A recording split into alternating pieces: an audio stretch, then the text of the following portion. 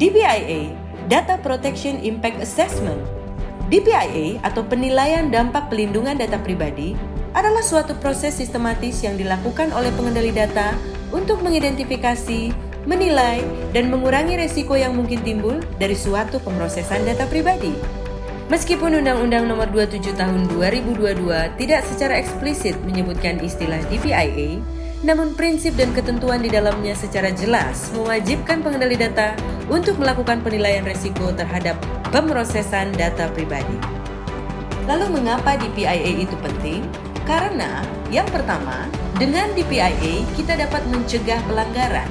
DPIA membantu identifikasi risiko pelanggaran data pribadi sehingga tindakan preventif dapat diketahui. Yang kedua, meningkatkan keamanan data. DPIA mendorong penerapan langkah-langkah keamanan yang lebih kuat untuk melindungi data pribadi. Yang ketiga, memenuhi kewajiban hukum. DPIA merupakan salah satu bentuk kepatuhan terhadap ketentuan UU PDP. Yang keempat, membangun kepercayaan publik. Melalui DPIA, organisasi menunjukkan komitmennya dalam melindungi data pribadi. Kapan DPIA harus dilakukan? Berdasarkan UU PDP, DPIA wajib dilakukan pada pemrosesan data pribadi yang memiliki potensi risiko tinggi terhadap subjek data. Contoh kegiatan diantaranya pemrosesan data pribadi dalam skala besar, pemrosesan data pribadi sensitif seperti data biometrik, data kesehatan dan data genetik, pengambilan keputusan otomatis yang berdampak signifikan terhadap individu, pemrosesan data pribadi yang dilakukan secara lintas batas negara, dan yang terakhir, penggunaan teknologi baru yang berisiko terhadap privasi. Lalu apa saja langkah-langkah melakukan DPIA? Yang pertama, identifikasi pemrosesan data.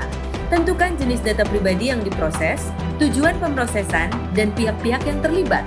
Yang kedua, analisis risiko. Identifikasi potensi risiko yang terkait dengan pemrosesan data, seperti risiko kebocoran data, diskriminasi, atau penggunaan data yang tidak sesuai. Yang ketiga, penilaian risiko. Evaluasi tingkat kerentanan dan kemungkinan terjadinya di setiap risiko. Yang keempat, mitigasi risiko. Tentukan langkah-langkah yang akan diambil untuk mengurangi atau menghilangkan risiko. Yang kelima, dokumentasi. Merekap seluruh proses DPIA termasuk hasil analisis risiko dan langkah-langkah mitigasi. Dan yang terakhir, yang keenam, monitoring dan evaluasi. Lakukan pemantauan secara berkala terhadap efektivitas langkah-langkah mitigasi dan perbarui DPIA jika diperlukan.